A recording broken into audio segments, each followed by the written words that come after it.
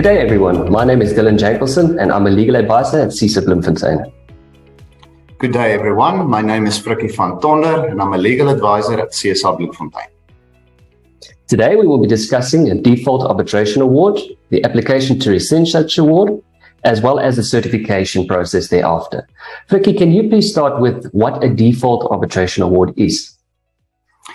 A default arbitration award is an award issued by the Commissioner where one of the parties failed to attend the arbitration proceedings. Now, for the purposes of this topic, the employer will be referred to as the party who failed to attend the arbitration proceedings.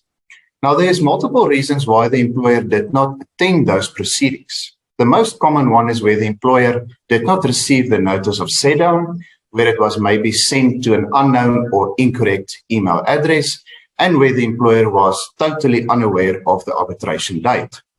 Now, if the Commissioner is satisfied on the day of the proceedings that the employer did indeed receive the notice of set down, and after a time period of approximately 30 minutes has lapsed, awaiting the employer's attendance, the Commissioner will then proceed in the employer's absence, and whereafter a default arbitration award will be issued in favor of the applicant employee. Dyllan, can you please address the procedure where the employer can rescind such a default arbitration award? Yes, thank you, Frikkie. Okay, as per Rule 32 of the rules of the CCMA, if a rescission application of a default award is brought by the employer, it has to be done so within 14 days from the date that the employer became aware thereof. Otherwise, the condemnation application may need to be filed for the submission of the late application.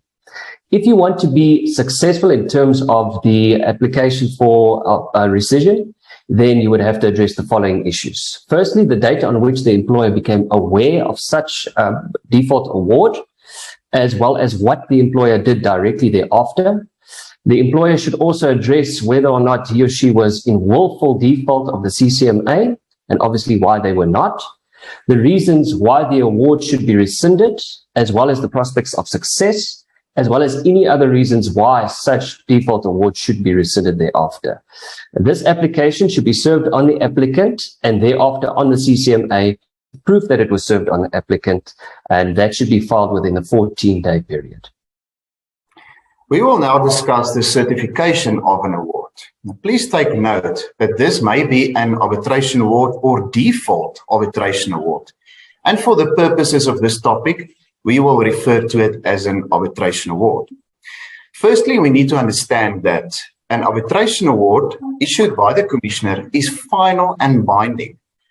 But such an award is not yet enforceable if the employer does not comply with such an award.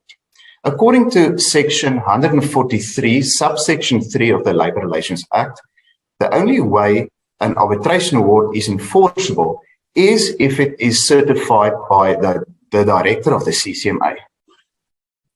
The certification and enforcement of the arbitration awards is also addressed by Rule 40 of the CCMA rules.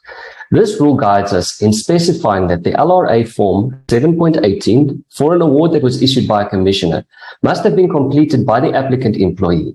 Such application must also have been served on the responding employer, and where the application and proof of service thereof must again be filed with the CCMA of that region.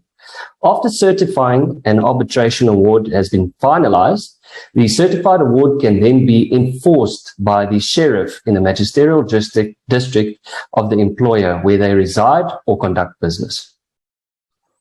Now, once the employer gains knowledge of the certified award, the employer can then apply to rescind such an award within that 14-day period, where the certification process may then be paused, stayed, or even set aside, depending on the outcome of the rescission application. Therefore, it is clear that the employer has limited time to act in these situations and is urged to contact the nearest SEESA office as soon as possible after having received such an award, in order to immediately consult with one of our qualified legal advisors to assist him in drafting the necessary application and affidavits.